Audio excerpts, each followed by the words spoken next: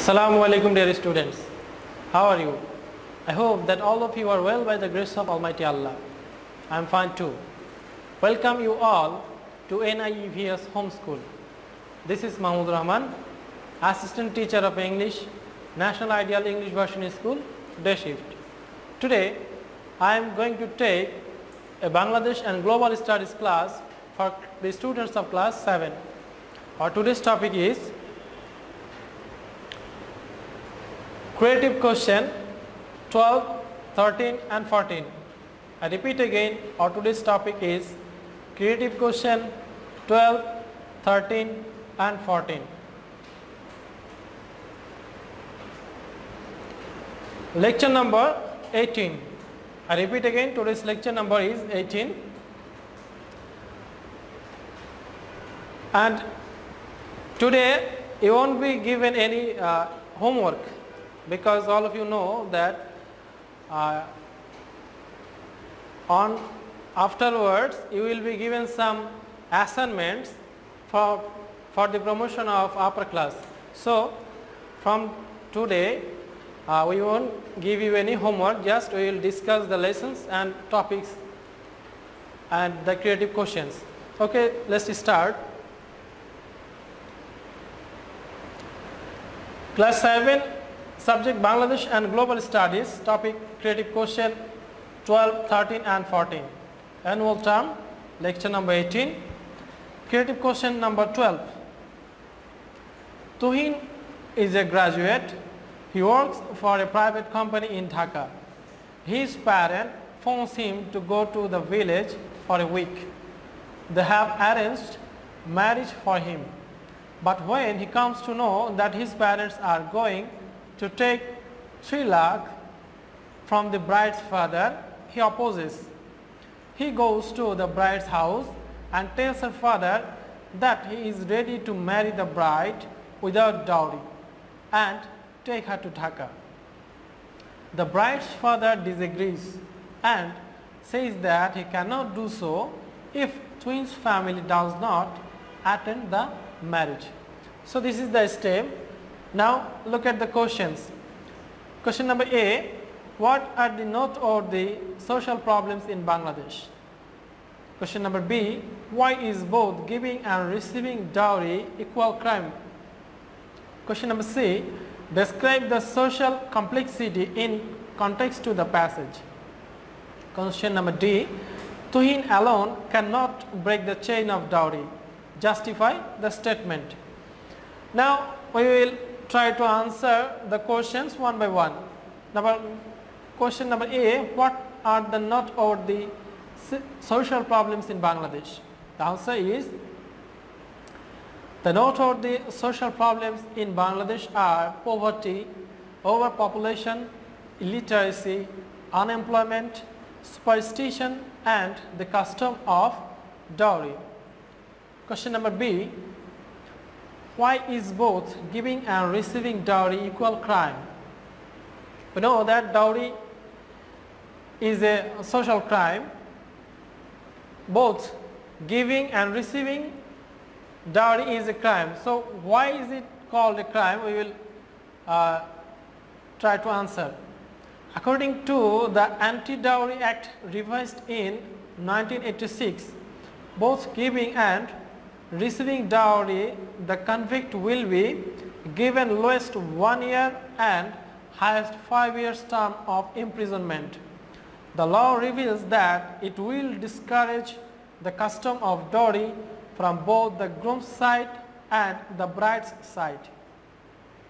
The bride's side has been made liable because either they sometimes offer dowry or sometimes they do not report to the local authority about it. In some cases, brides lodge false suits. The Act will discourage such false complaints also.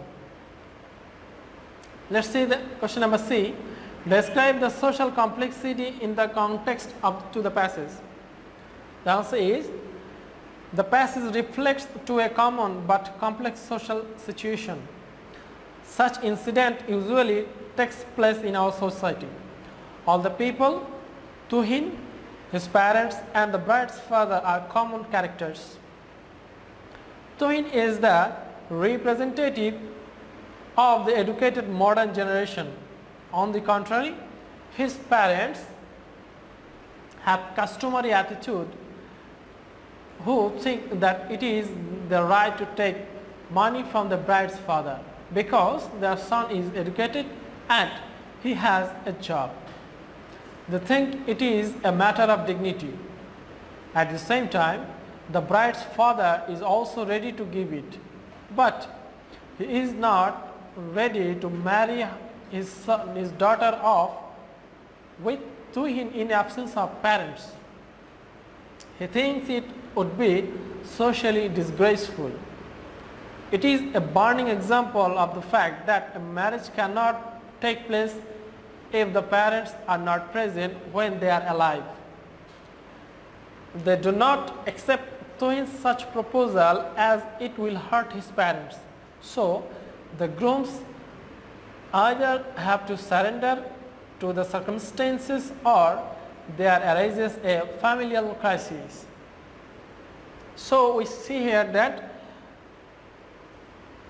dowry is such a problem which cannot be solved by a single person. So we will see question number D. Tuhin alone cannot break the chain of dowry. Justify the statement. Just I was saying a little bit time ago. We will see the answer. I wholeheartedly agree that Tuhin alone cannot break the chain of dowry. To emancipate the society is not a matter of individual protest but of collective effort. We see it has not been possible to drive out the custom of dowry even by making strict anti-dowry law. We should keep in mind that dowry problem is at the root of poverty, corruption, crime tendency, early marriage and polygamy in the society. Polygamy means the culture or the practice of several marriage.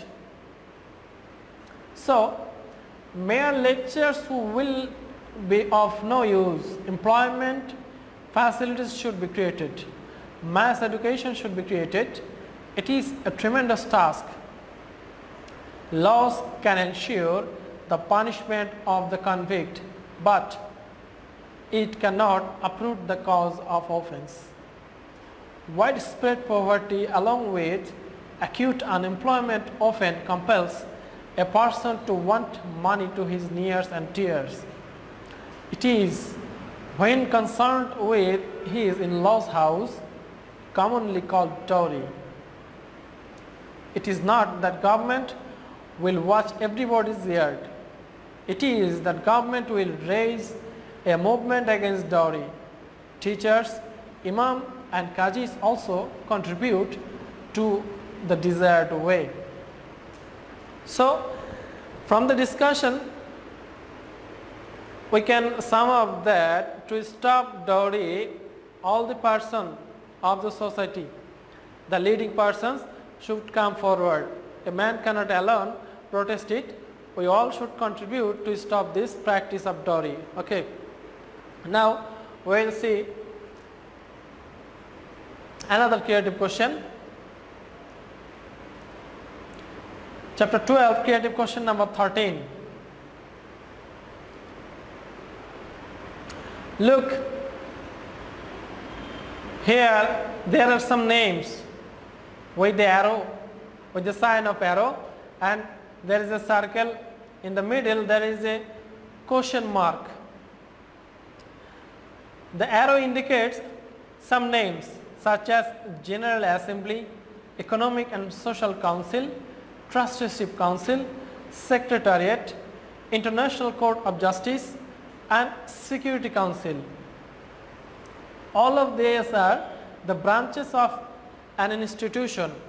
So we will find out what is that institution which has all these 6 branches.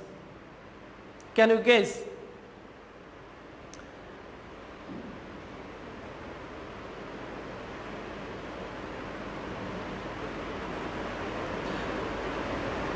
There are 4 questions regarding these 6 points. Number A, what will be the name of the organization in the question mark circle? Number B, write an important objective of this organization. Number C, this organization took its birth from the background of the First World War. Explain. Number D, discuss the composition and function of the General Assembly. So dear students, can you guess what name of the organization should be in the middle of this circle? Yes, we know that United Nations has 6 branches. All of these branches are concerned to United Nations. So the answer of question number A, the United Nations will be in the place of question mark. Question number B, write an important objective of this organization. The answer is, the United Nations has been established with some definite aims and objectives.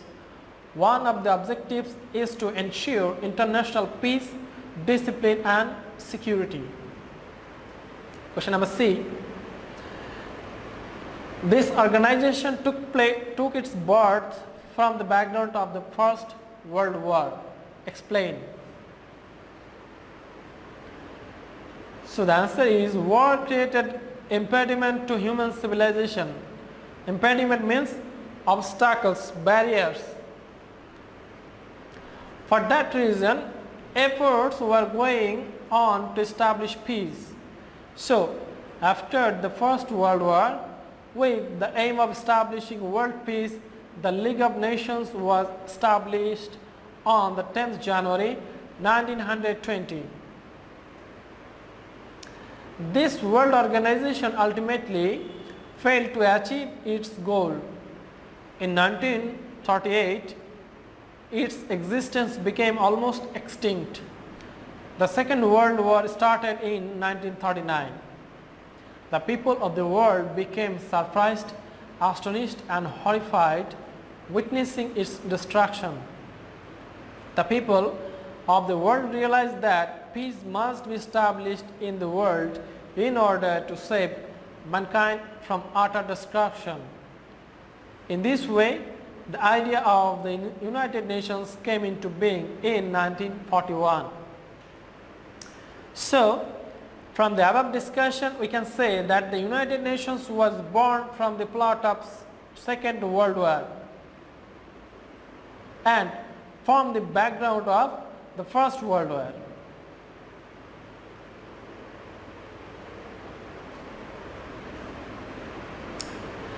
Let's see question number D. Discuss the composition and function of General Assembly.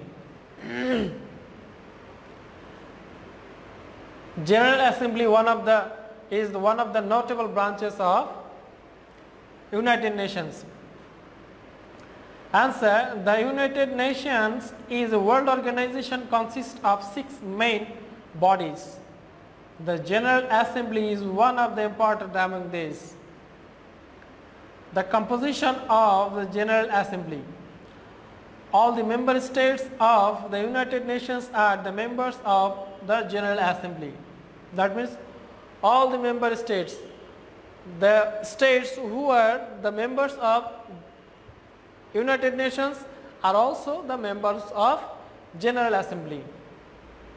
Every state has the right to cast one vote in the General Assembly.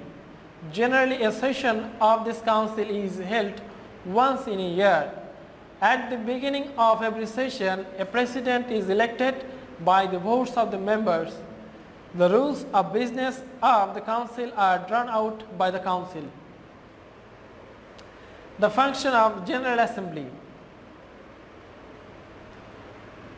The council discusses the matters relating to people's welfare and human rights along with international peace and security.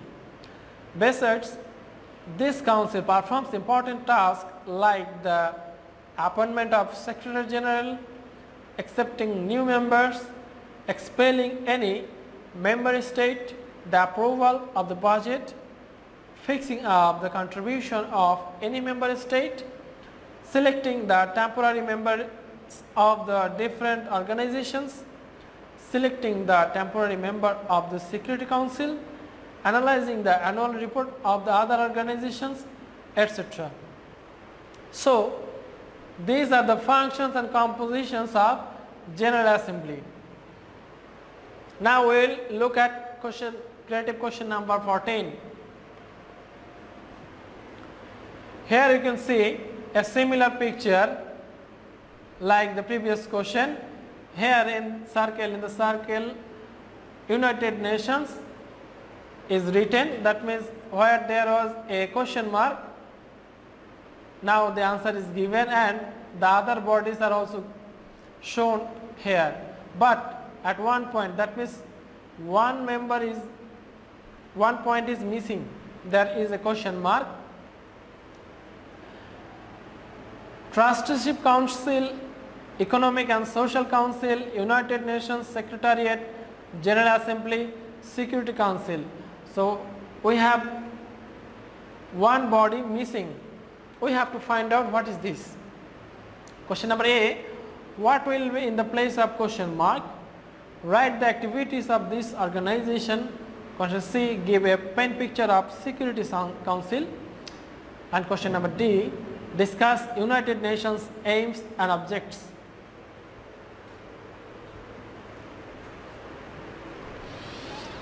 So, answer of question number A, International Court of Justice will be in the place of question mark.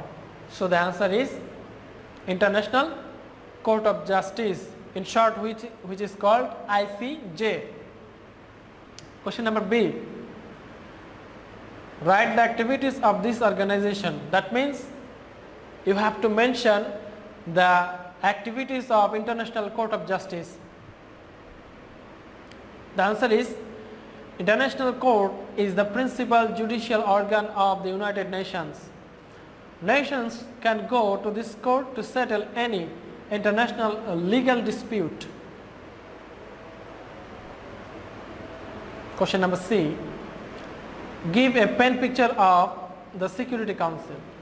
The answer is Security Council has 15 members, 5 of them are permanent members. These 5 are also called the power of 5 or 5 powers. Others are temporary members. They are elected by the members of the General Assembly in every 2 years. The permanent members of the Security Council are the United States of America, United Kingdom, Russia, France and the People's Republic of China.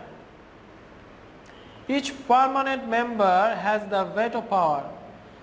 By exercising this veto power, any permanent member can postpone or cancel any resolution of the council alone.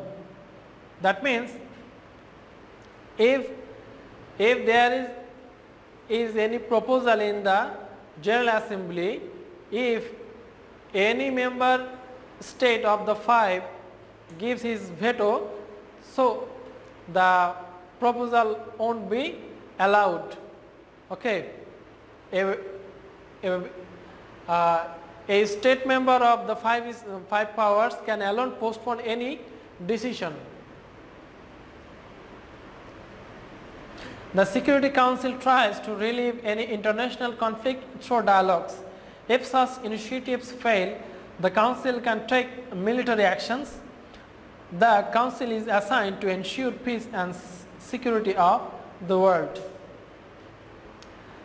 Question number D, discuss United Nations aims and objects. What are the purposes and the visions of United Nations? The answer is, the Second World War started in 1939. The people of the world became surprised, astonished and horrified witnessing its destruction. The people of the world realized that peace must be established in the world in order to save mankind from utter destruction. In this way, here 1, 2 will be omitted. In this way, the idea of the United Nations came into being in 1941 and it was finally formed in 1949. Now we will see the aims and objectives of the United Nations. The United Nations is established with some definite aims and objectives.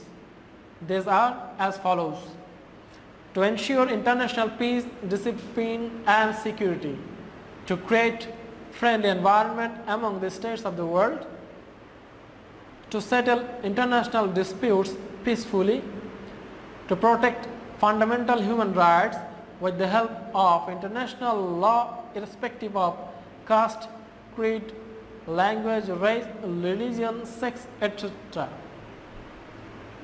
To increase international cooperation to solve international problems relating to economic, social, cultural and humanitarian affairs. So, these are the aims and objectives of United Nations. So, dear students, these are the discussions of creative question number 12, 13 and 14. I hope that all of you have understood the discussion very well. You can write the answers in your own ways also. Okay, take care of yourself, abide by your parents and study regularly. See you in the next class. Allah Hafiz.